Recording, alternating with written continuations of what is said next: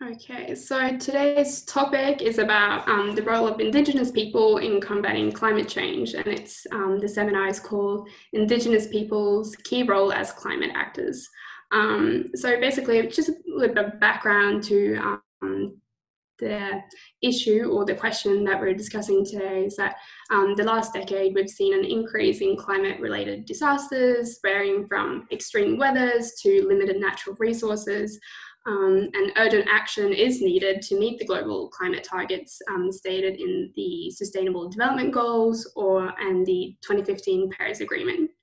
But while climate change poses a global threat, Indigenous people are likely to suffer the most due to their close connection to the natural world and their reduced social-ecological resilience.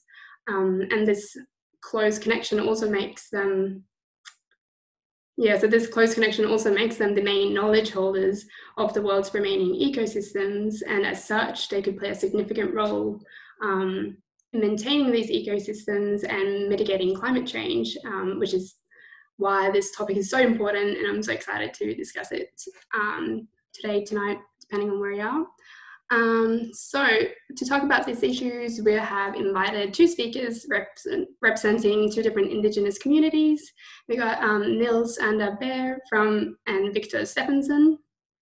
And I just thought I'd hand it over to you to introduce yourselves. So would you like to just briefly say who you are, what you do, and just a short description of the organisation that you're involved in. So I thought, Nils, if you'd like to go first, and then we'll do Victor after. No borders. My name is Bear. As mentioned, I am a reindeer herder from Loktamala Sameby. I'm living currently in Jokkmokk, or I'm currently in Jokkmokk. I also am from here. I'm not part of any organization. I'm a lot of freelancing with different kind of activist group around the questions of indigenous rights and climate change. So I'm just working a lot about these kind of questions. Thank you. And Victor?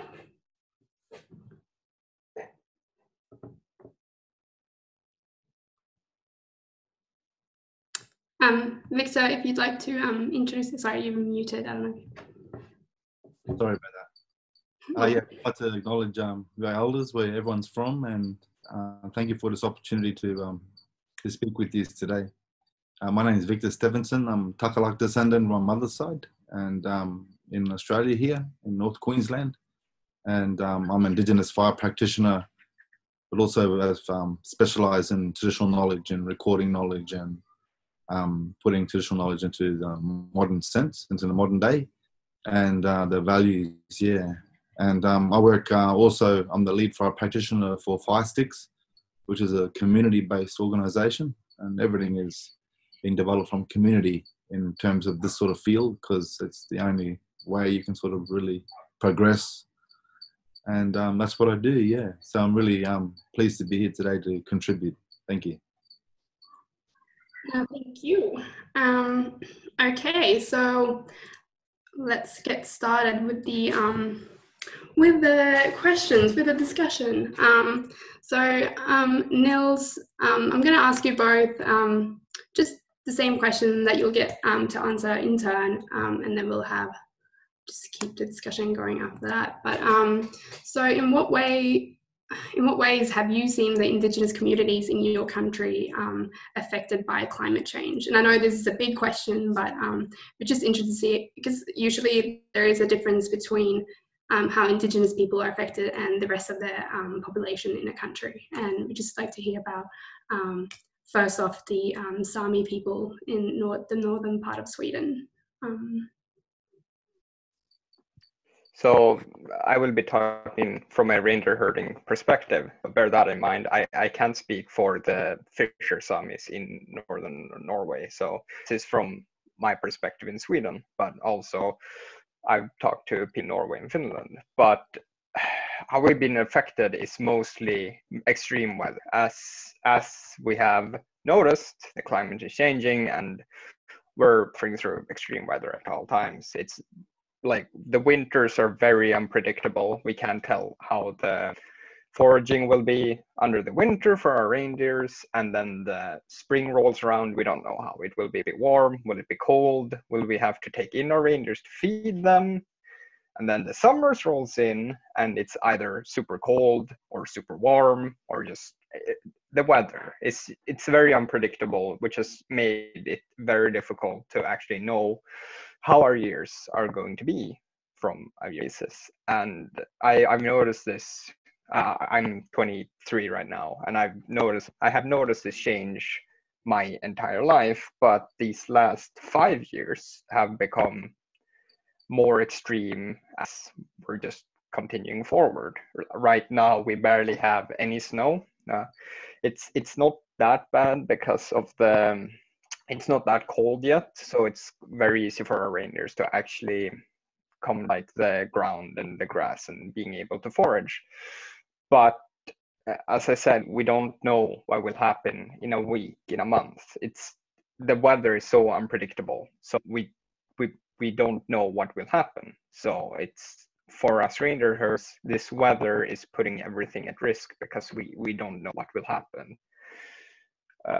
And because also it's not that cold, the ice is very thin, which has also made both risky for us to move with our reindeers, because as the ices are very thin, we don't know how thin they are, if we can even go on lakes or not, and we don't know how we should move our reindeers because it puts them at risk to go through the ice, and also us. So overall, the weather is just extreme, and it has affected us like terribly.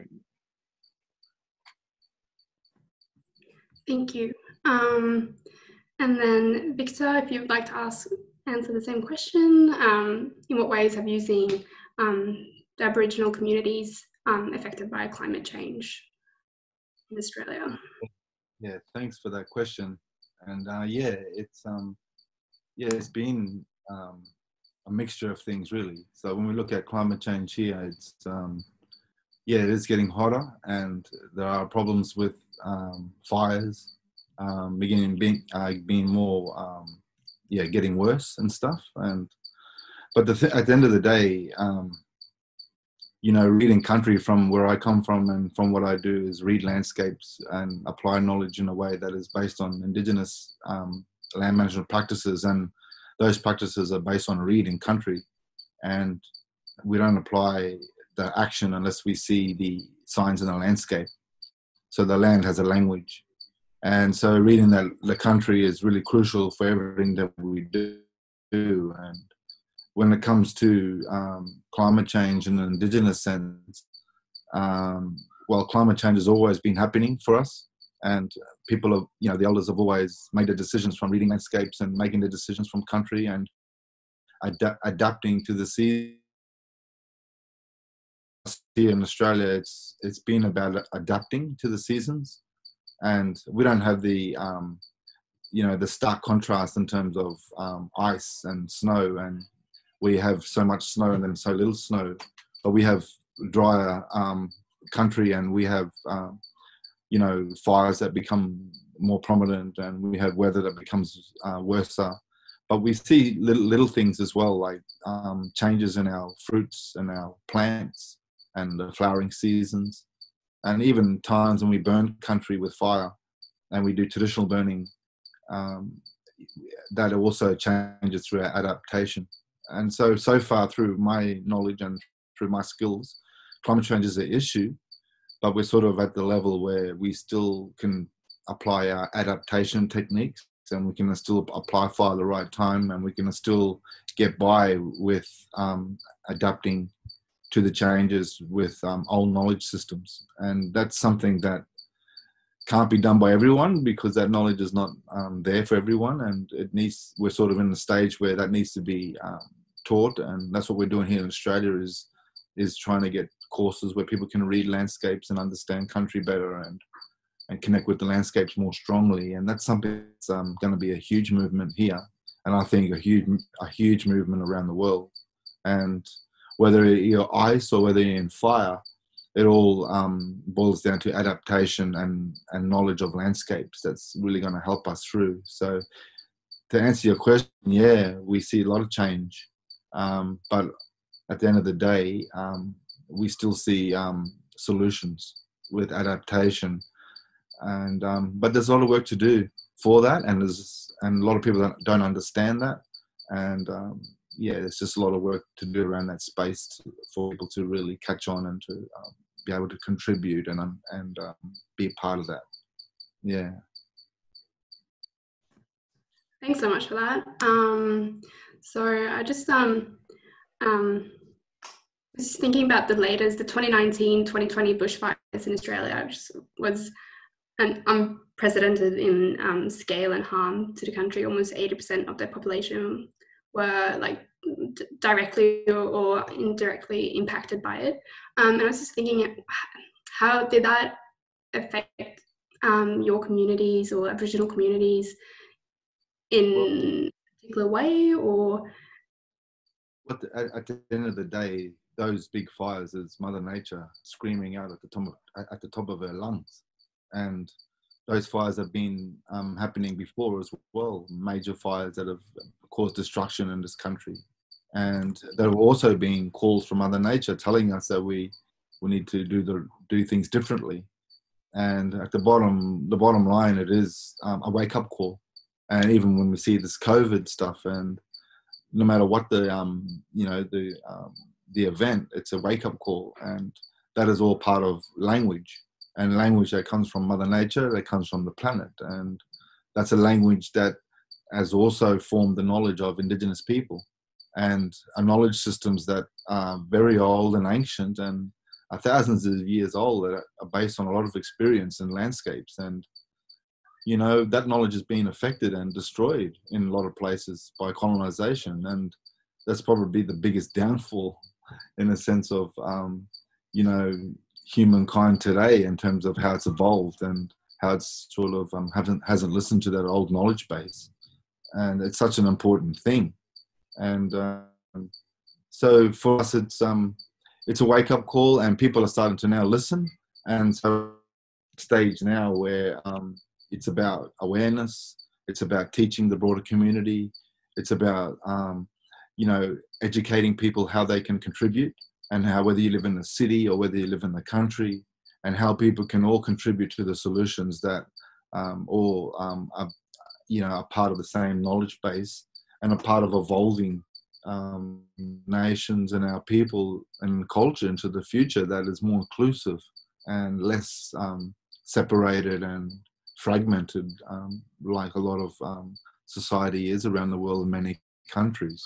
Because when we look at climate change, it's not just what we're facing within the environment, it's also, we can't deal with the environmental challenges if we have a fragmented society. So there's a lot of work to do. And in these early stages now, for us here, it's about education, and it's about getting on with the job and demonstrating the solutions immediately, and getting everyone involved, and in a way that respects people and respects country and respects that culture that comes from that country. And yeah, it's really an important thing, and it's an inevitable task that we're all facing right now. yeah, for sure. And then Nils, so in Sweden in 2018, we had an extremely hot summer over here as well, with bushfires. Were the Sami people affected by these ones as well, or how would There were some communities that were affected. We weren't affected that much. As Victor said, it's also just, it's normal to have bushfire, or not bushfire, but forest fires. But as we all know, these were extreme cases, mostly because of how warm it was. Luckily, there weren't that communities that were hit, because we're Indigenous, we know how to adapt to situations. So most of the areas that were caught in the fires were just, they got, especially the people who were reindeer herding or fishing, they just moved out area for the time being. And because we have contingency plans for, like, if something goes wrong, we have foraging grounds in another area. So it didn't affect us indigenous people that much, but all the other community, like the Swedish or just the people that lived here, they were affected a lot more because they didn't know how to react and how to adapt to the situation, something we know and have been doing for thousands of years. So here we have, as Victor said, how important indigenous knowledge is to being able to adapt to climate change, and how to just being able to adapt and how to react to what nature says to us. Exactly. And I was also wondering, because reindeer herding is such a central part of Sami people's livelihood, and because the insecurity that climate change is causing around this, have you seen people in your community affected, and have more people left the traditional way of life? Have people chosen other paths, or has this meant that fewer people are able to survive on simply reindeer herding? Well, not really because of climate change. It's mostly because of just today modernization. If you're going into reindeer herding, you don't do it for the money, because what we're doing, we're losing money at all times. We do it because it's something we've been doing for thousands of years, hundreds of years, and this is a traditional way of life. It's mostly, if people are going out of reindeering, it's mostly because of mental stress, just stress from the society, or just the economic stress that it brings with it. Climate change is a central part of our thinking about, but it's not something that scares people away from reindeer herding. It makes us stronger, and we want to push against it and make it more clear that this is a serious issue that we must work with. And that's mostly the cause of, like, more of a unified Sami people, that we are noted, or reindeers, we notice this is a real problem. And if people are going out of their herding, as I said, it's mostly because of stress or chemical problems or those kind of things, not because of climate change, luckily. It might change in a couple of years if it gets worse, which I'm hoping it won't. But now the climate change and the problems it's causing is not a cause for people to stop reindeer herding. All right, thank you. And then both of you mentioned how important it is to focus on adaptation and just adapting and, like, having involving everyone under the same, like, using the same knowledge to mitigate climate change. And so for the second question, how can local Indigenous traditional knowledge and cultural practices contribute to protecting the environment? So Victor, how can just Aboriginal traditional knowledge contribute to protect the environment? And I know you mentioned some stuff, but if you just want to talk through it a little bit again, a bit further. There's so much that can be shared, and there's so much that can be learned. And when I say so much, we're talking about an interconnected knowledge system that involves all the knowledge categories on our planet, that from animals to plants to water to soils, and it goes on and on. The different birds and all the different everything. That it's everything out there is a part of that knowledge map, and everything about us. We have so much uniqueness and so much differences. But we also have a foundation that connects us all as a very similar. And that is something that is very special, which is a knowledge that underpins us all. And when you look at places like in Finland and Switzerland, and where you are over on that side of the world, and look at me over here in Australia, way over here, and you think, oh, it's totally different, but there's so much similarity, And out of those similarities is lessons and how we learn to live with and connect with the planet a lot more strongly. And there is a fundamental baseline that that connects us all, that underpins us all. And that's so, so important and so special. And when we look at something as simple as rock art, I mean, you got rock art over there where you fellas are paintings, Aboriginal paintings in the land on, you know, I've seen it myself in that country, and I met the Sami people. And when I went through the rock art sites in Finland and through Sami country in the northern areas there, you know, it was the same rock art site in Australia. You know, it was exactly the same style. You know, and when I walked into that place, I saw hand stencils, and I saw, you know, two-dimensional figures with gestures that were similar. And I even saw the same pigment in terms of the you know, the paint that was used. And the only difference between the rock art site there and Australia was that they had a picture of a moose, and we have a picture of a kangaroo. You know, and that blew me away. And then when I actually met the people and I started to understand the environmental struggles, it's the same. And then when we hear the stories and you close your eyes and listen to the elders and listen to their concerns, it's the same. You swear that you'll listen to the elders in your own country where they talk about the lack of bush foods and berries and foods in the land, or the lack of reindeer, or the lack of animals over here, and how country used to be healthy and now it's unhealthy. And you know, the same struggles with the young people, the same struggles with the governments, and you know, and in that area as well of, you know, genocide, and the same problems with social problems as well within our communities. There's so many similarities, and not as much as there's so many similarities, there's so many opportunities to share solutions as well.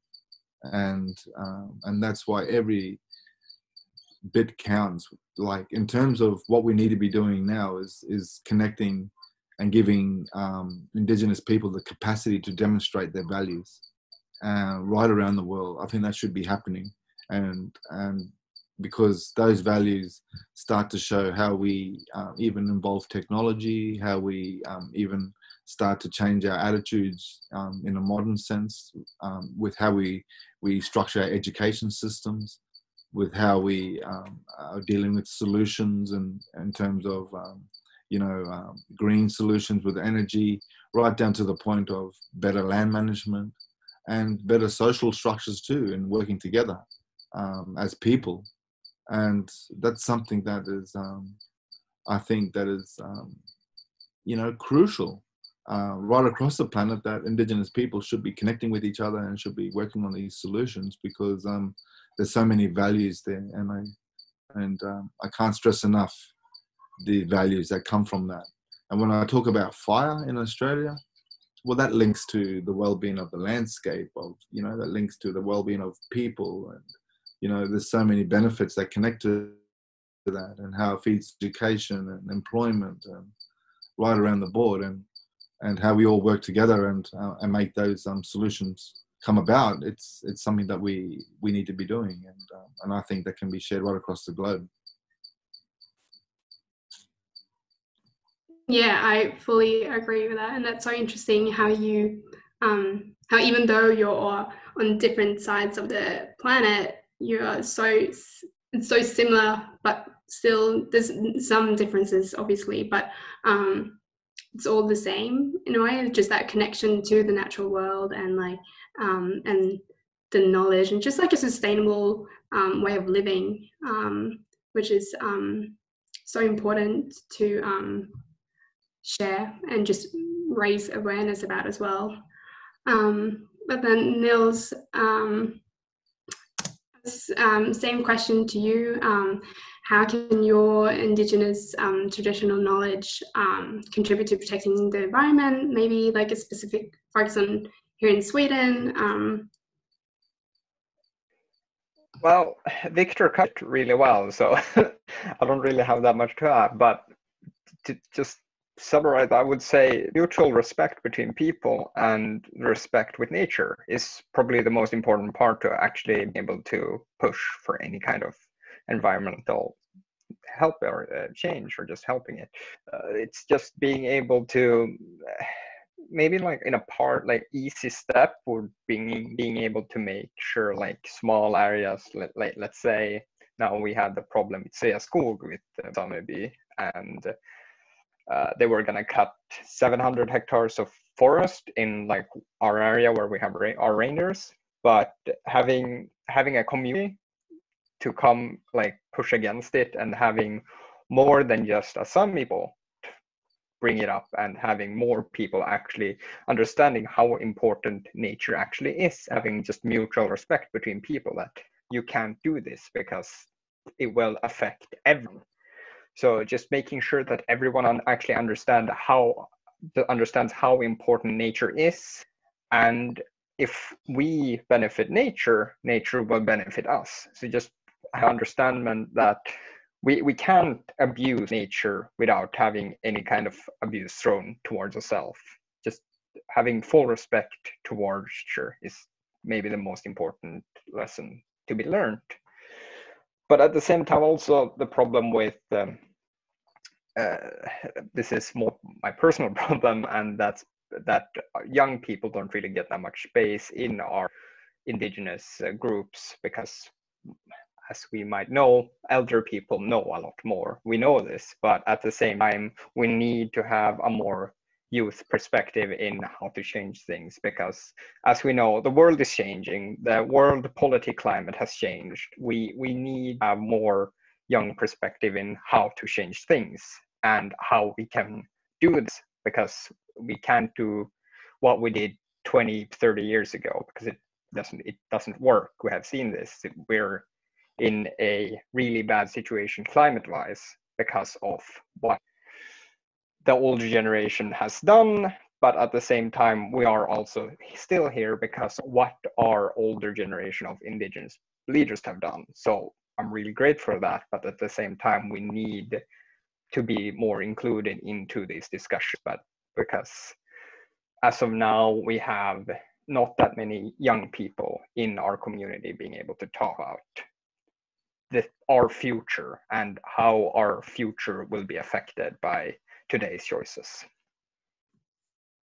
Thank you. That's so interesting, because I was thinking, Victor, in Australia, from what I've gathered, is that there's, because of the colonial legacy, a lot of Aboriginal traditional knowledge have been lost, and there's a few, and it's been a lot of focus on trying to learn from the elders and just pass on down their knowledge, because so it doesn't get lost completely. And I was just wondering if you have not that same kind of problem, but if that's been like discussion in Australia as well, that the youth, like what role do the youth, like young Aboriginal fire practitioners, etc., play in your communities?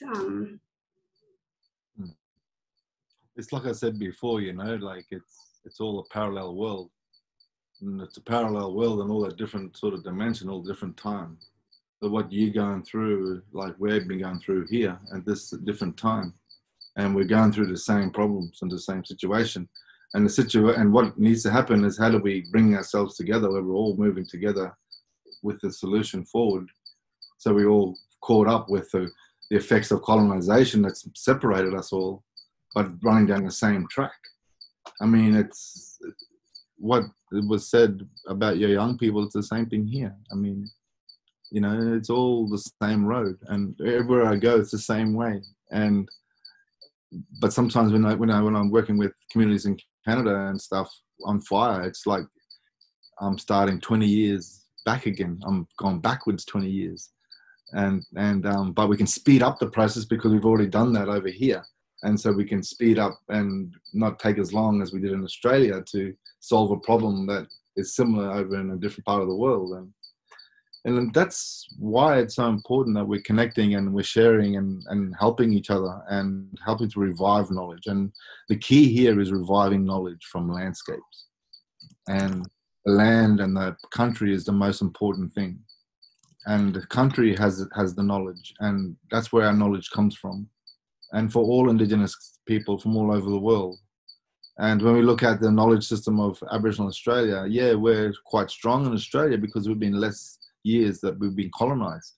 You fellas over there, nearly 1,000 years almost since you've been taken off the land from your ancestors.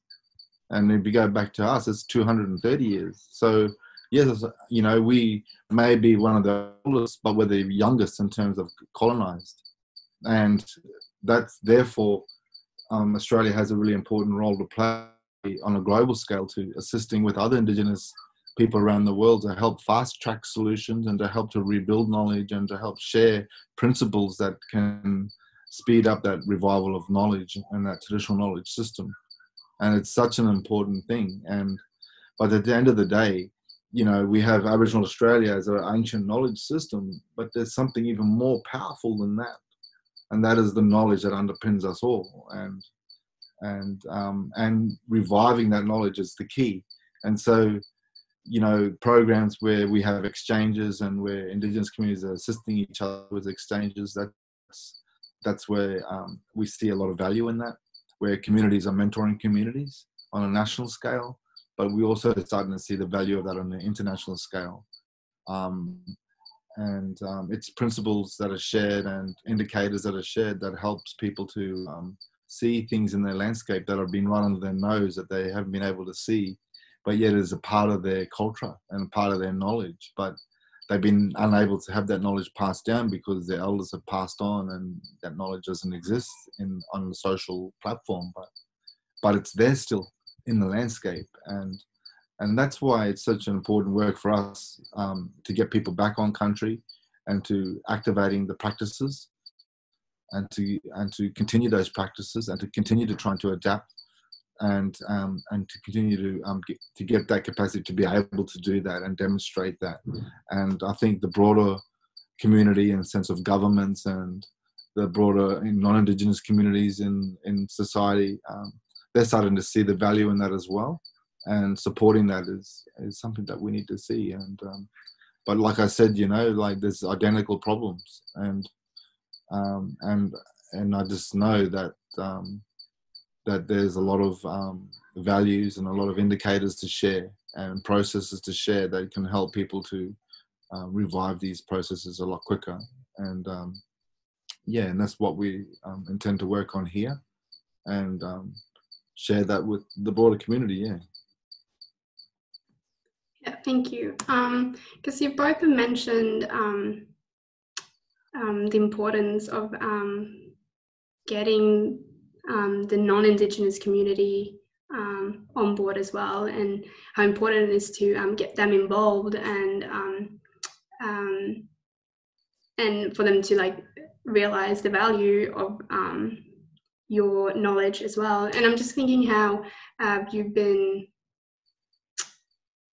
What is the response that you've been getting lately from, well, not lately, in the past few years, from the rest of the society in your countries? Because I know in Australia there's a lot more of a discussion around Indigenous rights and your knowledge and culture burning and all that. But in Sweden, speaking from our own experience, we don't learn that much about our Indigenous people, which is a real shame, and that's frankly just embarrassing in my opinion. But so I'm just wondering how, Nils, if you like to go first, like how the Swedish community, the non-Indigenous communities, if you've seen like an increase in interest or support from them, or how are you experiencing that? It's a mixed bag, really. Like, because it's been a more rise in interest in the Sami community. Well, when I say the Sami community, I can't speak for everyone, but again, it's more of a reindeer herding perspective, because that's what people actually know the Sami people for. So it's a heavy emphasis on reindeer herding, and it's the leading cause of racism, just pushback from people. But that's a whole different story. But it's become a more interest in both reindeer herding and Sami culture in general. But at the same time, it's not that it's not pushed that hard because the Swedish government, quite frankly, I think they don't want to acknowledge what they have done to their indigenous people. Sweden tries to be the bastion of human rights. At the same time, we're sweeping away what the government has done to us. Just as I said, and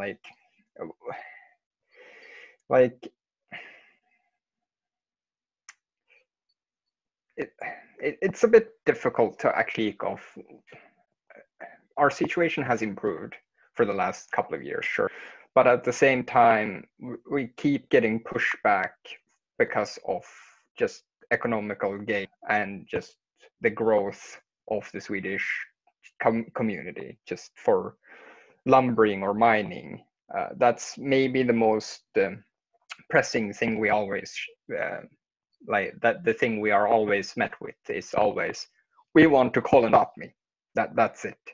And that's has been the leading cause of people actually being more interested in the Sami people. So it's a double-edged sword, of course, because we get a lot of pressure because our own lands are getting colonized even more by like Sveaskog, LKAB, etc. All these just corporations that want to exploit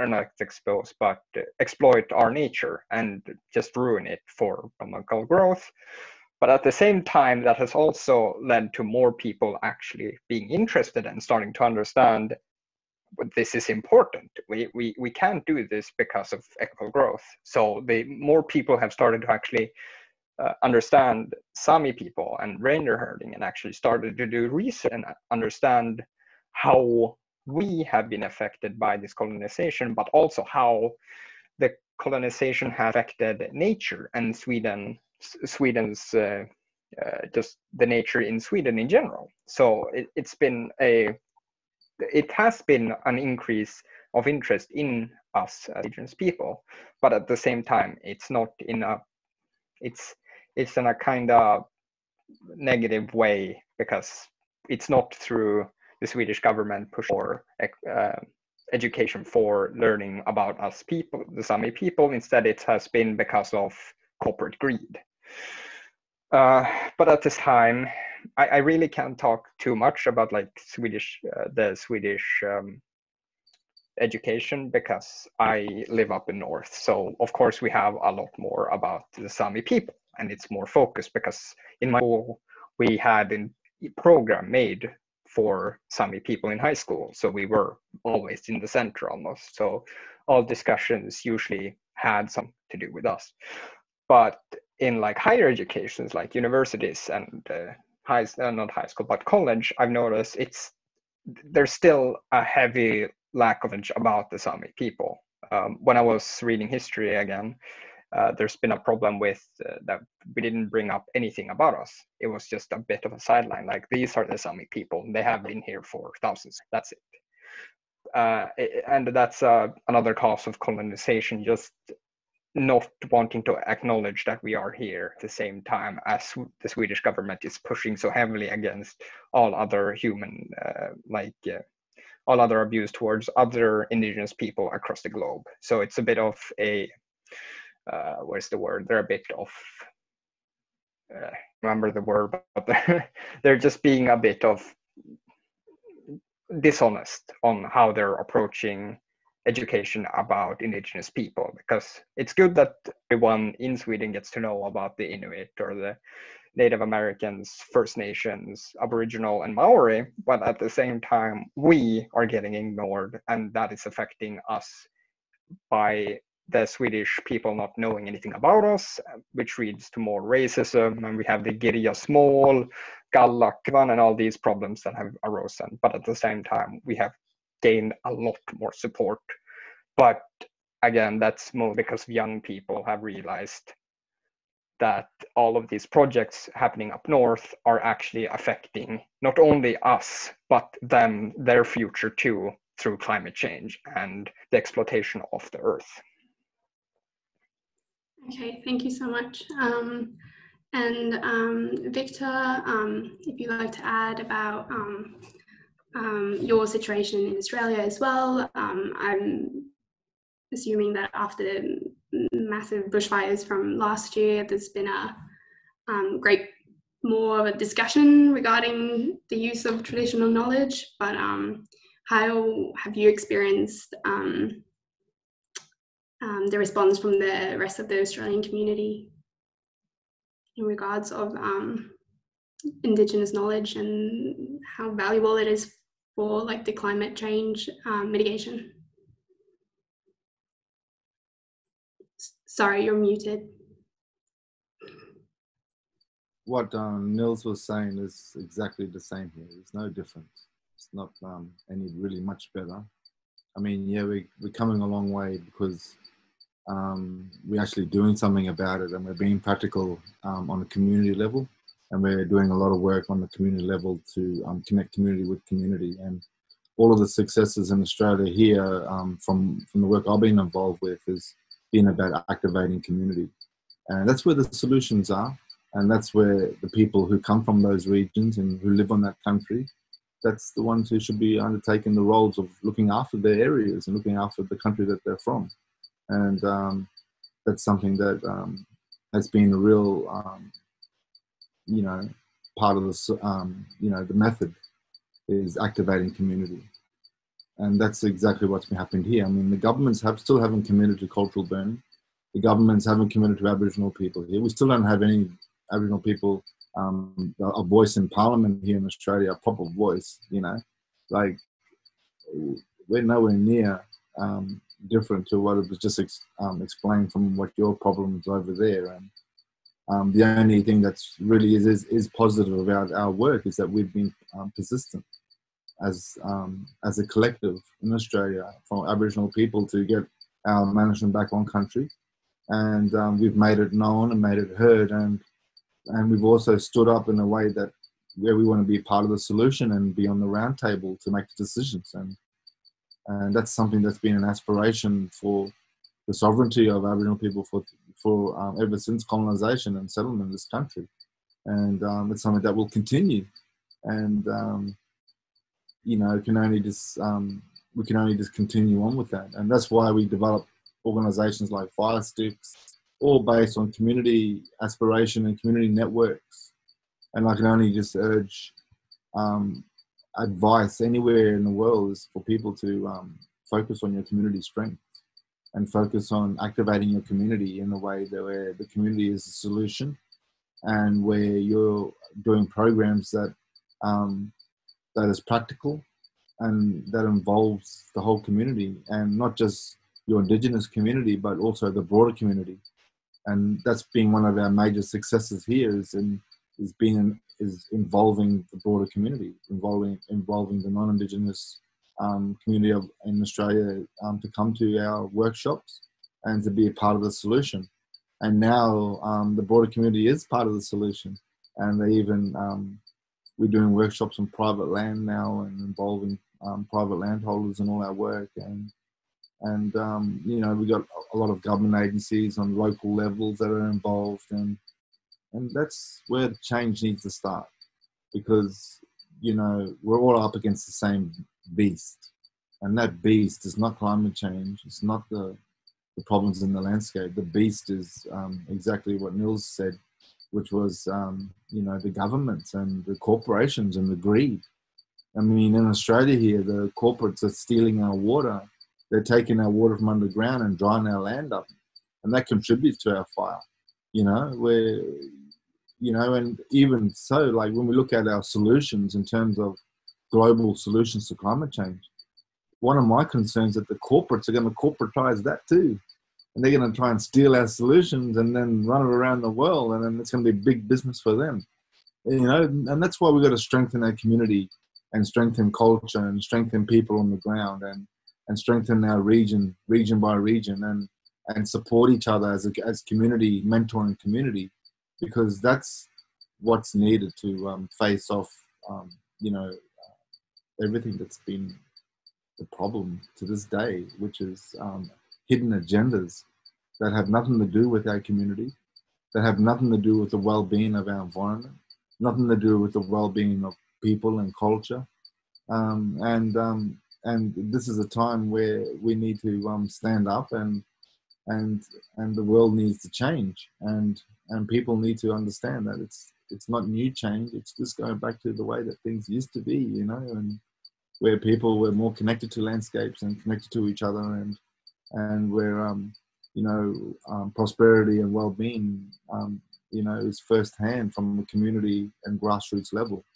And that's what our children need to be born into this world, and not into the struggles and into the hands of corporate greed. And you know, that's something that is, you know, unconditionally a problem right around the world for all of us. Yeah, fully agree with what both of you just said. And that kind of also leads me into question 3. You've already mentioned this during your previous answers, but I'm just wondering, like, to what extent you are included in decision making at either local, national, and even international level when it comes to climate policies in particular. Are you included at all, either as consultants, or do they reach out to you when new climate mitigation strategies are being planned? Are they taking Indigenous knowledge into account at all in Australia and Sweden? So Nils, if you like to go first. Well, we are represented. We have Sametinget and well, we have Summit. But really, it's mostly what I feel. It's more of a token for the Swedish government to just acknowledge, oh, we listen to you. But at the same time, they don't really care of what we're saying, because we've been saying for several years, you can't put more mines, you can't put more like windmills and watercrafts. It's just a huge, because at the same time we have representation, they don't really listen to us, and they ignore our heeds and our advice, because as usual, it's not economically viable to listen to us. Because if we listen to us, then we will say, well, we can have less of that, but at the same time we can compromise and put more of that, but that will lead to economical loss. So we are listened to. They take into account what we're saying if they seem it worthy of their time, and at the same time if it's an economical victory. So and in more of a European level, we don't have any representation of that I'm aware of. We have some, like the Arctic Council and all of these I don't remember all of these organizations that are part of the discussion, but again, they're more of an advisory. They give advice to different kind of national levels, but again, it's the national level, so it's not really listened to, because money speaks over actual saving the climate. So we are represented, but not in a positive way. Thank you. And Victor, I know that Forest Six Alliance have been a part of drawing out some burning acts in regards to culture burning, but I don't know if that's really the inclusion that you were striving for. Well, Fire Sticks is basically a support mechanism for community, and it's something that's been developed from community networks. And so the board is made up of all community mob from all over the country, and that's how it should be. And that's to ensure the community interests are put first. And Fire Sticks is not an organisation trying to do all the burning, and an organisation that is trying to be an umbrella or trying to manage all the funding. It's simply the opposite. It's simply to support the communities to build their own capacity. And that's, I think, is what needed for all communities everywhere, is that support, you know, for help to find funding, help to find the training support, help to get the meetings with governments and to get them on side, to build partnerships. to support the community to get their aspirations out and rolling and become a reality, whether it's burning country, looking after water, or whatever the case, you know, education or dealing with children. You know, it should be for everything. You know, there should be that support for communities to build the solutions and to become resilient for the challenges ahead. And at the moment, it's not like that. You know, the government's continuously just deal with the fear factor and continues to beef up and put steroids on the programs that they're currently running with evacuations and hazard reductions, or everything that's based on trauma and fear and the response rather than the prevention. And it's just so stupid that billions and billions of dollars get wasted every year to things that just shouldn't be happening. The fact that we're not putting billions of dollars into investment that is going to invest in our future and invest in a stronger knowledge in our people. It's going to invest in a healthier landscape, invest in better education, invest in our younger generations, you know, and a pathway forward. We're not putting any money in that box. We're continuously money going down the drain in response and emergency reactive, things that shouldn't be happening if we're looking after the country better and certainly limit that. So, you know, the best thing I can say is that what we're actually doing is that we're on the right road, and that is awakening the people of the nation and to being practical with the solutions and to get on with the job and to get the support that's needed and compassionate support for communities to take on the challenges. Because when we look at it in an Indigenous perspective, it's quite exciting. You know, it's not doom and gloom like the Western way. Oh, climate change, or what are we going to do? You know, we can't do anything. You know, that's rubbish, and it's something that we shouldn't. Our kids should never hear. What our kids need to hear is the solutions and the benefits that come from that, and the excitement around activating people and activating the environment in a way where we're more connected to it, and that we're actually dealing with the problems in a way that is creating, so much more wealth and benefit to our community. And it's possible. It's just that we're stuck in this rut of that's, like it was said, those older generations, when you talk about those older generations, you're talking about the older generation of the colonized world. They're the problem. We need to detox, and detox is something that we do in ourselves as a single human body. We detox and we get rid of the chemical, all the toxins in our bodies. It's exactly the same thing for the world. We're all made up the same way. We're all made up like a human body. And even the planet's made up the same as us, as a human, as a body, where we have the bloodlines, the veins, the rivers, the heart chambers and the lungs and the trees, as the air, the light. Everything is made up of the same solutions. And, we've got a bug in our system, and we need to put young, fresh people in there that are willing to listen to wisdom and willing to listen to old knowledge systems and give them that support to pave the way forward. And I agree wholeheartedly that the answer is in our youth, and there's answers in our younger generations, but those younger generations need the toolbox.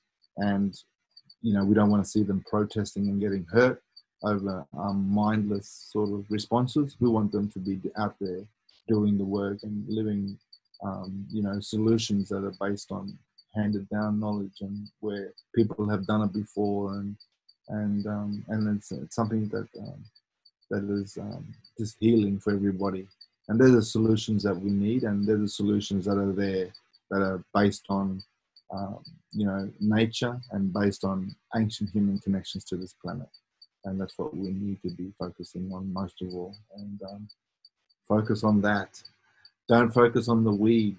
Focus on the solution. Focus on the natives and allow that to grow and flourish. And we just need to be aware of that, because if we continue to go down the road of acknowledging the world that continues to exploit, then we're going to forever be jumping through those hoops and finding challenges. So, you know, like I said, the thing for us here in Australia, the greatest thing forward is focusing on community, mentoring community, and focusing on the land, and let's just get the demonstrations and let's just get to work and kick goals as we go, and that's all we can do, and it's proving a real success. Okay, thank you. So if I just understood you correctly, do you believe that the solution should come from a local level, or do you see any value in, or you have also mentioned how it's important to share like the knowledge across countries and the world, but if to get governments to listen, would you think that the local way and building it up would be better than going from international and connecting and trying to put pressure on governments or on the UN or the Conference of Parties and stuff? Is that what way would you think is the most efficient way to involve Indigenous knowledge into climate policy? Well, when we look at Australia here, like cultural burning is high on the list, Indigenous fire management is high on the list. The whole world's looking at Indigenous fire management. The reason for that is because Indigenous communities have been advocating it and have been keeping it alive and have been out there putting it on the country and making it happen and showing the outcomes. And, you know, it's like I said before, I can't stress enough of continuously building successes from the grassroots up, because that's eventually the planet needs to wake up and people need to wake up. And when the community wakes up, then the government's all on its own. I mean, we've been talking to the government all my life. I've been trying to come in from the top down and influence the government. And it's just been a waste of time, you know? And I can't say all of it's been a waste of time, but what I can say is that we wouldn't get anywhere without activating the community first and by just doing the work and getting on with it. The government is not there to save us. We're there to save ourselves. You know, we are already people from the country. We are already people from the land. The government is a servant for us. The government should be supporting us. That's why they're called public servants. But the problem today is that they're all corporatized and they're all based on ownership. So they all want to own everything rather than support community as a servant, as a public servant. And this is the problem now, that most prime ministers are businessmen. They all have their hands in different pies. The corporates and the mining giants, they're all got their, you know, they're all controlling these through their donations and money. I mean, that's a huge competitor to go up against. And when we look at the world and how it's structured and how the whole world depends on mining now and jobs and people depend on this system, you know, it's a massive turn of the corner to turn. And, you know, I just can't, you know, there's no point even going on talking about it. And, you know, because it just causes stress. You know, the best thing you can do is focus on community. And through the successes of community, involve the government and get them to support it, get them to see the benefits and educate them as much as possible. And that's all we can continue to do here. And that's all that we'll continue to do as we continue to build capacity into the future. Because if the community is on board, white, black, brindle, brown, and we have a fractured society that's healed and working together, then that's going to best influence the government than a fractured society that ain't working together. Just on moving on what Victor said, this is again more of a youth perspective. Talking to the higher up level, there's no point to it, because as Victor said, they've been talking to them for years. They don't care. They don't listen, because why would they? And especially if someone, as I come into the discussion, they will just throw away my opinion, because really what I say, I don't have enough experience, they will just say. So instead of wasting my time talking to the European Parliament, the Swedish government, which we have been doing, especially through with the Sveaskog's problems and LKAB and the mines and all those things. We organize on more of a grassroots level. We get the community together and start a heavy pushback towards them. We start petitions. We make people actually engage with our problems and making them understand how it also affects them.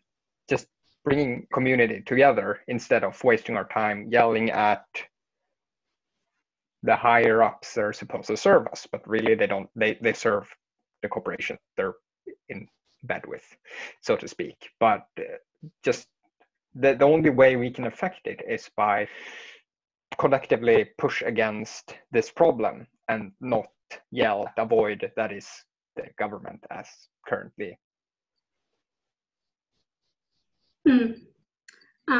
Yeah, thank you both for that. And you kind of already, again, touched upon this, but I just want to finish this main discussion off by what are your hopes for the future? What are you hoping to see from the public, from government officials, and just like, how do you protect Indigenous knowledge from corporate interests or, yeah, what are your hopes? And I know it's also a big question, but maybe try and keep it sort of brief so we can get on to all these questions from the chat after this.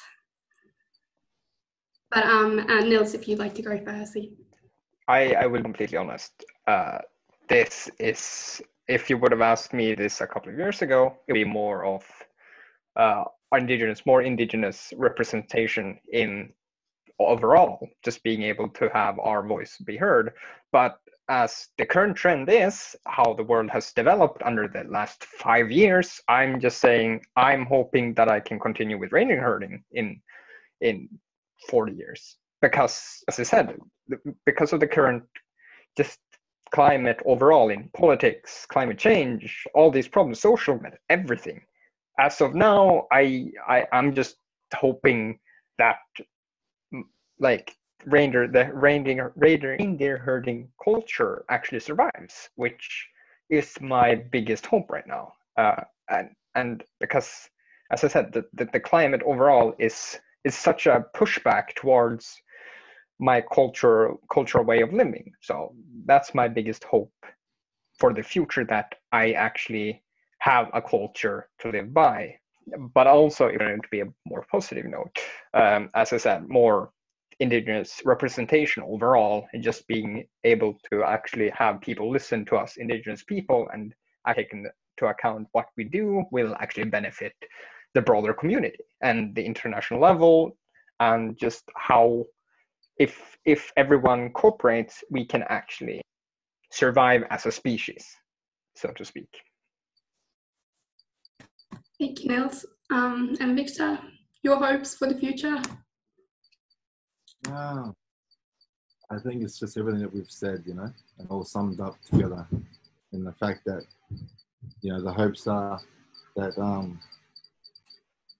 that we just continue to get the capacity to move forward and continue to be able to educate the broader community and continue the great work that is happening now and on to the future, and to make sure that that's passed on to the next generations. I mean, my job is to do myself out of a job and let other people take over.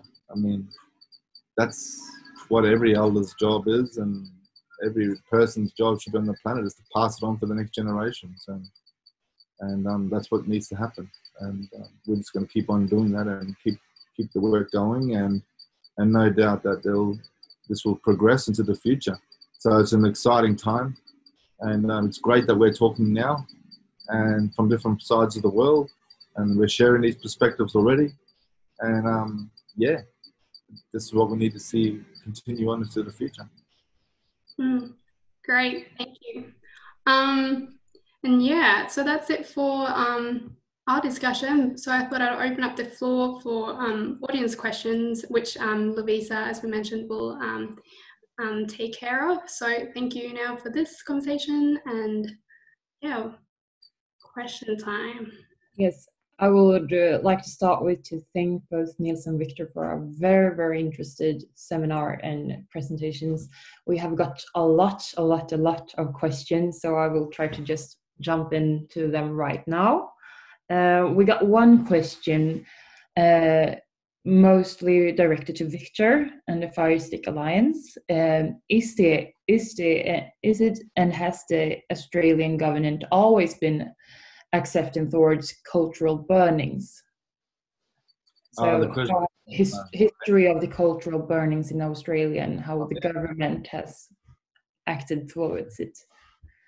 Yeah, the answer is no. The government hasn't always been supportive for cultural burning, and still they're not throwing everything at it. I mean, there's small gestures that show that they're interested, and there's quite a turn towards Indigenous land management in Australia, but we've still got a way to go.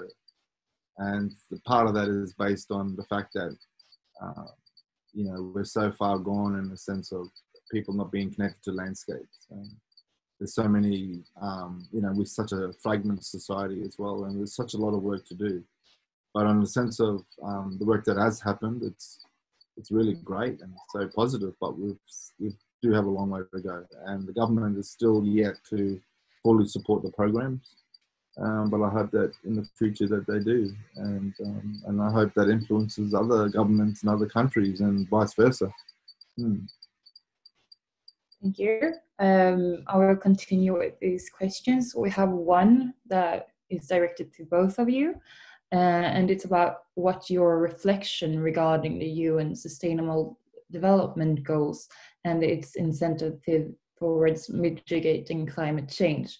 Does the agenda include Indigenous perspective into a sufficient extent?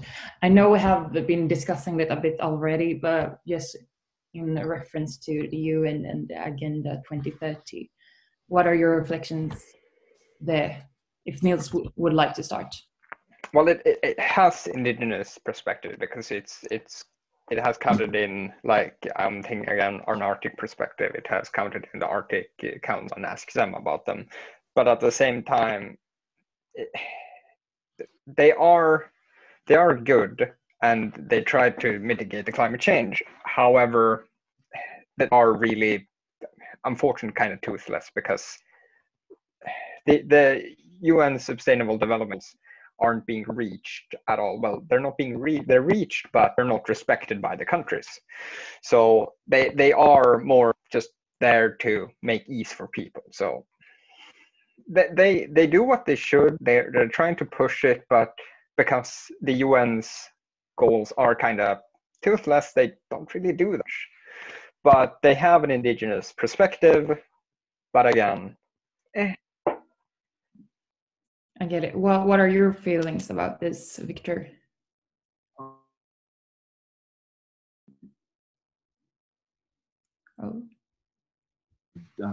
More support for the community level, you know, and you know, millions and millions of dollars, you know, meetings and IP from all the different issues, bringing people from all over the world. And you know, I just want to see more money going into community and more money going into the solutions. I mean, we know it needs to be done, and there's not enough capacity to the professionals that are really on the ground and to giving the communities the solutions they need. I mean, you know, it's the same old political debate. It's the same old waste of money, the same processes, the same meeting. You know, I'd rather see the paradigms change to seeing more resources going to the solutions on the ground and getting on with the job. And we're still yet to see that. So I can't really talk on behalf of anyone or in a way that will give any opinion to the United Nations, but overall, is that there's still a lack of capacity for community advancement and leadership, and you know, that's all we need to see. And you know, I've been involved with the United Nations in the past with traditional knowledge and Indigenous rights, and I haven't benefited from that when we look at you know, the work that's on the ground and what needs to happen on the ground. And I'm not saying that United Nations efforts aren't something that's valid or what we need. It's great things that they do as well, but at the end of the day, we're still far from what we need to be seen on a grassroots level to support Indigenous peoples right around the world, and to support solutions firsthand on the ground to get things happening. And I don't hold my breath when it comes to those organisations and government organisations, because it's obvious that they're the ones that make it hard for us to get the solutions happening on the ground, And yet I have a lot of hope in those systems, but yet I still think that we've got a long way to go before they actually get with the right program and we start channeling money in the right direction, and we start to kick goals in a way that creates a lot of excitement for everyone right across the board on a community level, and what benefits our environment and showing the wins in that case as well. So there's a lot of work to do, and we just need to just keep going. And all I can say is strengthen community initiatives and give the Indigenous people the capacity to be a part of the solution. Yeah. Yes, thank you so much. I have a lot of questions, and I'm noticing that people are really getting very interested in this subject and want to know, as non-Indigenous people, what can you do to raise awareness, help out with these issues? Do you know any, personally to both of you, is there any programs you can involve yourself in, or how can you continue this after the seminar? What can we do? I know it's a very hard questions, but we have talked a lot about strengthening the grassroots and so on, and people want to know what they can do to help out with these really important issues. So Niels, maybe you can start. That's a very difficult question, but oh boy. If Victor can take this for now, I'm gonna think through this a bit so I can actually give a bit of a better answer. Yeah, like when you're talking about Indigenous knowledge, you're talking about holistic. When you're talking about the solutions based on Mother Nature, it's holistic, and everything is connected. And no matter who you are, no matter where you're from, no matter where you live, or what occupation you choose in your life, you can always contribute. And whether you're a lawyer fighting for the cases, for environmental cases, whether you're a teacher and trying to teach the younger people more about the land and more about knowledge that is real for community and solutions in environment, whether you're a chef and you want to cook foods that are more from your country, that is better than the foods that are destroying the environment through agriculture, whether you're a farmer and you want to improve your methods through Indigenous knowledges and farming certain products, or whether you're a singer and you want to sing songs and that don't support the rubbish that they're doing now with the big booty, but supporting the environment and positive messages, whether you're an artist and you're painting the pictures of beautiful landscapes and not devastation. People can contribute no matter who you are, where you're from. And that's exactly what people need to learn. And that's exactly what needs to be taught in school, is that holistic knowledge and how we think in circles and how we don't think in straight lines, and how we see how we're connected to everything and how one action benefits everything. It benefits the air, the animals, the soils, the waters. It benefits the plants, and it benefits us. And that is action that is supporting that holistic connectedness and how we all contribute. I mean, that is the next lesson that should be taught to all the young people, and that's something that I really love to talk about with young people, and I think they should be learning how they can contribute, how we all can play our role, and but to do that, we need to learn about the problem, and we need to learn about the solutions, and we need to connect with our own identity, and we need to respect country, and we need to respect each other.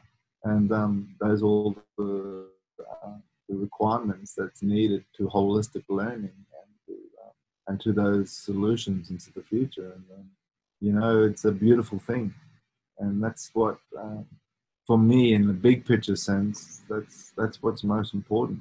And so getting this fire management happening in Australia and demonstrating how that feeds into so many benefits, and demonstrating the benefits of all these values and how they benefit so much.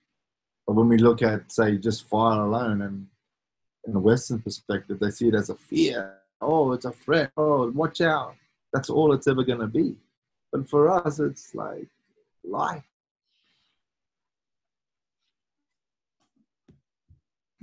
And what feeds life? It feeds everything and connected to, and so the bottom line is holistic thinking and holisticness, and that way of thinking where everything is connected, and that's what we need to be sharing with our young people now, and that's why the education is so important. That's why the language management is so important. That's why culture is so important.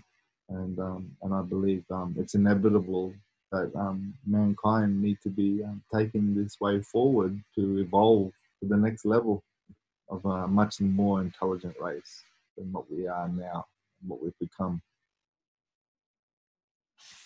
Thank you so much. What a wonderful answer. Niels, do you have anything to add to this? Well, no, not really. It's a very good answer, but I was thinking, if you're like organizations, then you can always include a native perspective by having native people in your organization, or just having them as a reflective point that you can talk to and just bring up ideas, and again, bring in young people, really important. Yeah, just awareness.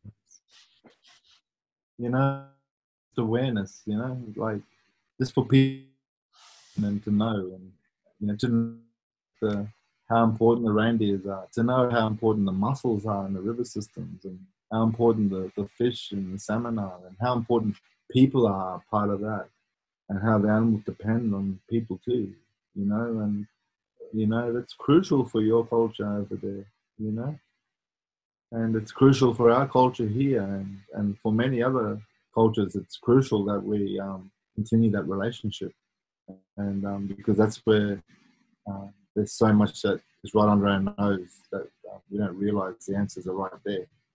When we look at Captain Cook that came to Australia and, you know, founded Australia, so forth, and he looked at Aboriginal people and said, oh, look at those savages, all naked, running around on the land. Look at them, all savages.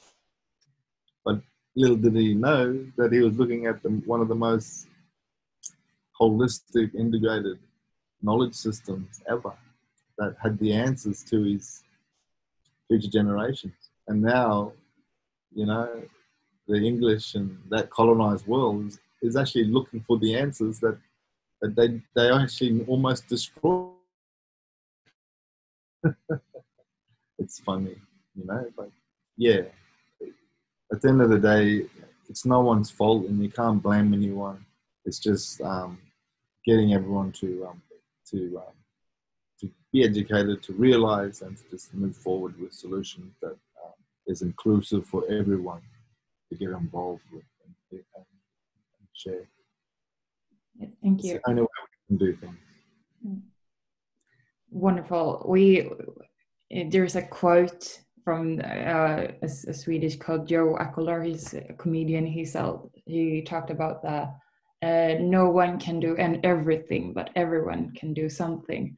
And that's something I think we all could have in mind talking about this issue. But we have a bit of time left. We have time for a few more questions. I will actually ask you, I know it's a bit of a hypothetical question, but if the majority population or non-Indigenous population would experience the same type of climate threats and as many Indigenous people do, Sami community, the Aboriginal community do you think that more action would be taken if there were a more realized picture of what that challenge actually is? Do you believe that more action would be taken? Well, most people are actually experience the same thing, but they don't realize it at the same level as we do. But if they just understand then that how much this is affecting them, they would put a lot more pressure on improving not only their own lifestyle, but also push for the big polluters to actually do something about it. So it's not a matter of if they experience it. It's a matter of they just need to understand that they are currently experiencing it right now. So it's just having to have that shift from the perspective of us and them, mostly of understanding this is us. We are currently experiencing this climate change and this climate crisis. Most people just need to realize, all right, we need to actually push for change. What do you feel, Victor? Do you agree? Yeah. Yeah. Another question then. The new generation is said to be more interested in politics. Do you see that more Indigenous people will be taking part of politics in the near future? I know we have discussed this a bit, but I think we could elaborate a bit more about the future. Well, do you want to go, Victor? You go first. Well, I was going to say most people are more active in politics because older generations' decisions have affected us quite heavily.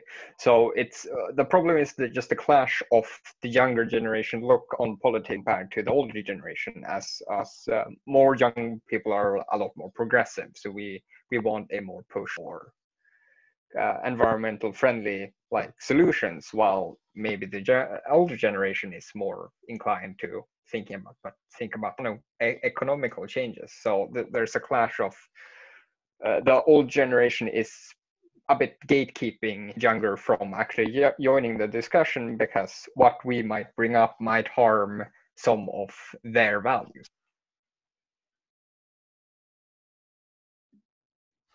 Victor, do you have anything you want to add? I mean, it's the same thing, like, it's just finding that capacity. And, the most important thing is inclusiveness. You can't do anything by separating yourself from the rest of the community. And you can't go, well, this is an Indigenous issue and it doesn't involve non-Indigenous people, and, they don't understand. And, you need, for Aboriginal people, and Mother Nature is based on reconciliation. Mother Nature, if you have something that doesn't belong to that planet, to that country, and you bring it in, Mother Nature will try and work out how to live with it. And if it doesn't know how to live with it, then it'll spit it out. But at the end of the day, it's nature's way to try and evolve and trying to include things into its world and reconciliate with it and try and live with it in a way that we can create balance and be back on track. And that's exactly the same thing. We have an Aboriginal culture in Australia that belongs to this landscape. That's a ancient knowledge system, and it needs to. And its main thing, the main value for Aboriginal culture is sharing. And people go, well, can't believe how generous Aboriginal people are. They, after all the genocide and after all the loss and all the problems, they're still willing to share with the broader community and still willing to help the broader community. And that is a beautiful thing. That's an instinct that's within culture and within Aboriginal people, and that sharing. And that's something that we need to see as a real strength, that to be inclusive and to involve everyone and to work with everyone and to make sure that what we're doing is not just for the benefit of Aboriginal people, but for everyone as a whole. And that's something that Western cultures have not been good at. They've only been good at, like, oh, what's benefiting them is all that matters, and who gives a care what everyone else is going through. It's not our problem, and that's not been a good way forward. And so that's, again, the values that Indigenous cultures hold. just a simple sharing gesture is such an important part of the solution, of just learning how to share and how to work together and how to put solutions in a way that benefits everyone and not just based on one's own agenda, to see what they get out of it for themselves. And so that's just what, that's the main thing, and it's really simple. And that's why, again, it's just about getting that capacity for Aboriginal people and community in general to be able to spark and activate that well-being into the future, and no matter what challenges that we're going to face into the future. Yeah. Thank you so much. I don't really think we have any more time to answer any more questions. We have a person who would like to know if there is any way to reach out to you after this meeting. Maybe if you want, you could write your email addresses in the chat. If you want to do that, that would be great. If the ones that are here could answer, and you can ask more questions then. So I think we need to wrap up. Is there anything more you would like to say before we close this meeting? I'm just gonna put on the thing you said about sharing. I'm not gonna put my email. I will my Twitter address there, because I don't want my mail to be cluttered. It's cluttered, so I'm just gonna put that there, so you can contact me Twitter. But otherwise, I don't really have that much to say more than this was a very enjoyable experience, especially being able to talk to someone over on the other side of the world about an issue that is affecting everyone. And just, again, this is always as fun when you're talking about Indigenous people. We notice the same trends. We always have almost the same thoughts, how to tackle the issue we're facing. So that's always fun. Yeah, and the same for me. Thanks for the opportunity to speak, and it's been a pleasure to be involved, and I just hope that this helps a lot of people, and there's so much good work into the future. Thank you. Yeah, thank you. Thanks heaps, Nils and Victor, for coming today. It's been such an interesting conversation and discussion that we've had. I've learned a lot, and I hope the rest of you participating in this Zoom meeting or seminar have as well. So thank you so much for joining us today. It's been a pleasure. And then finally, for the audience, if you like the work that we do here at the Swedish Development Forum, you can always become a member yourself. It's 150 Swedish crowns for students and 200 Swedish crowns for everyone else. Very easy, just support the work we do to spread knowledge, raise awareness, and generate debate about this global development questions, and you can find more information on our website, which is at fuf.se. But yeah, thank you so much, Victor and Nils. Yeah, thank you. It's been great.